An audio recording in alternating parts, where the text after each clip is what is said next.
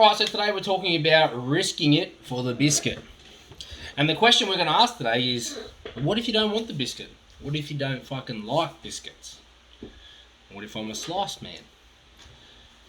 Everything we do comes with a risk versus reward relationship, right? Everything we do comes with a risk. Doing nothing, everything we don't do comes with a risk as well. You know, if we don't do something, we sit our money just under the mattress or in the bank account. We've got inflationary risk, not keeping up with the cost of living, or just risking opportunity risk, not taking advantage of opportunities to get to where we want to be.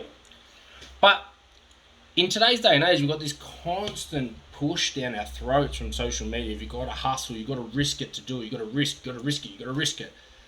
And we give this really over-amplified feeling of comfort around excessive risk, right? Because the people who risk it and lose everything, we're not hearing from them, and there's millions of them. We're hearing from the 1%ers, the 5% of people who risked it and made it, and making it sound easy because they haven't seen the downside.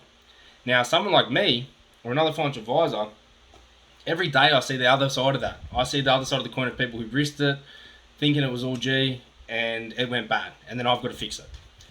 So what we're talking about here is that what we do is it's not about just taking unnecessary risk hoping to get rich, or unnecessary risk because.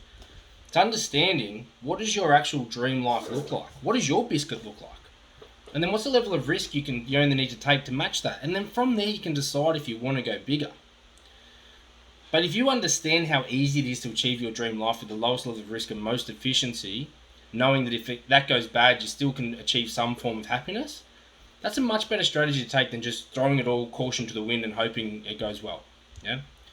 So it's really important to understand that we don't get caught up in this over-hyped environment that risk is good. Risk is good, but what level of risk is different for each person? Because like I said, for every one person you see on social media talking about how they risked it and they wouldn't get anywhere without taking risks, there's a million that took the risk and failed, and they're in a bad position because of it. So where do you find the balance? Understanding what your goals look like and understanding the level of risk you're comfortable taking and the level of risk you need to take to get there and be able to sleep at night along the way. That's what's important. And that's one of the non-tangible values, or one non-tangible things that are benefits that a financial advisor or a good professional can have. And that's what we do, right? Yeah, sure, we might not be getting you 40% returns, but we're also not taking the risks associated with that. If you have a certain goal that needs 40% returns and everything else is looked after, we may allocate a small portion of money towards that to do so. But we're not going to just try and chase 40% returns because of it, because there's a higher chance that we're going to lose our money than actually meeting our goals.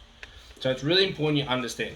Don't get caught up in these people and gurus pitching you have to risk it, and playing down the negative impacts of excessive risk. Because there's heaps.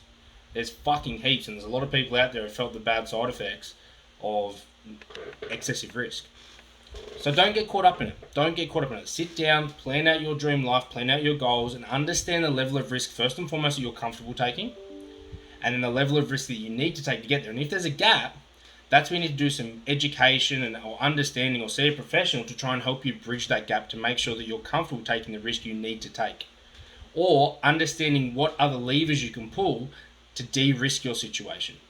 You know, maybe you need to try and achieve that goal of a longer period of time. Maybe you need to contribute more of your money towards that goal. Whatever it is, there's levers that don't just associate with risk. There's levers in your plan that you can switch up to make sure that you're achieving your goals with the lowest level of risk and highest efficiency possible. And that's what's important. So don't get caught up. If you don't like biscuits, doesn't mean you need to risk it. Okay? Understand what your biscuit looks like. Understand how much risk you need to take to do it efficiently, effectively, without taking excessive risk. That is the key. That is what you need to think about. That is what you need to understand.